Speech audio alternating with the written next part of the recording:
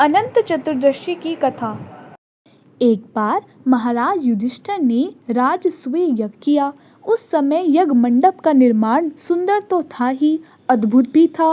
वह यज्ञ मंडप इतना मनोरम था कि जल व थल की भिन्नता प्रतीत ही नहीं होती थी। जल में स्थल तथा स्थल में जल की भांति प्रतीत होती थी। बहुत सावधानी करने पर भी बहुत से व्यक्ति उस अद्भुत मंडप में धोखा खा चुके थे। एक बार कहीं से टहलते टहलते दुर्योधन भी उस यज्ञ मंडप में आ गया और एक तालाब को स्थल समझ उसमें गिर गया। द्रौपदी ने यह देखकर अंधों की संतान अंधी कहकर उनका उपहास किया। इससे दुर्योधन चिढ़ गया। यह बात उसके हृदय में बाण समान लगी। उसके मन में द्वेष उत्पन्न हो गया और उसने पांडवों से बदला लेने की ठान ली। उसके मस्तिष्क में उस अपमान का बदला लेने के लिए विचार उपजने लगे। उसने बदला लेने के लिए पांडवों को द्युत क्रीड़ा में हराकर उसका अपमान बदला लेने की सोची। उसने पांडवों को जुए में पराजित कर दिया। पराजित होने पर प्रतिज्ञा अनुसार पांडवों को 12 वर्ष के लिए वनवास भोगना पड़ा। वन में रहते हुए पांडव अनेक कष्ट सहते रहे। एक दिन भगवान कृष्ण जब मिलने आए तब युधिष्ठिर ने उनसे अपना दुख कहा और दुख दूर करने का उपाय पूछा। तब कृष्ण ने कहा, हे युधिष्ठिर, तुम विधि पूर्वक अनंत भगवान का व्रत करो। इससे तुम्हारा सारा संकट दूर हो जाएगा और तुम्हारे को खोया राज्य पुनः प्राप्त हो जाएगा।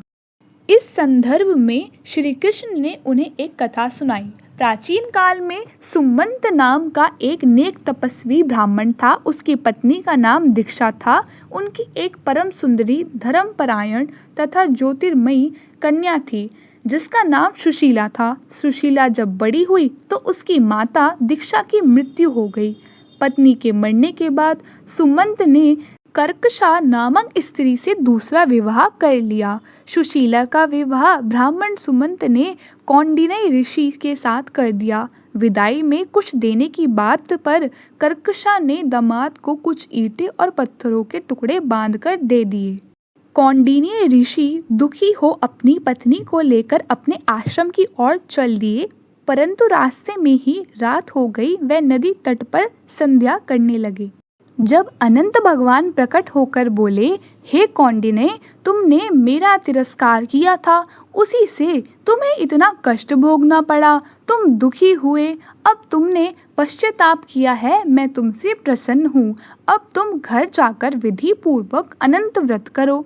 14 वर्ष पर्यंत व्रत करने से तुम्हारा दुख दूर हो जाएगा।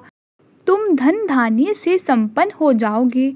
कौंडिन्य ने वैसा ही किया और उन्हें सारे कलेशों से मुक्ति मिल गई। श्री कृष्ण की आज्ञा से युधिष्ठिर ने भी अनंत भगवान का व्रत किया, जिसके प्रभाव से पांडव महाभारत के युद्ध में विजयी हुए तथा चिरकाल तक राज्य करते रहे।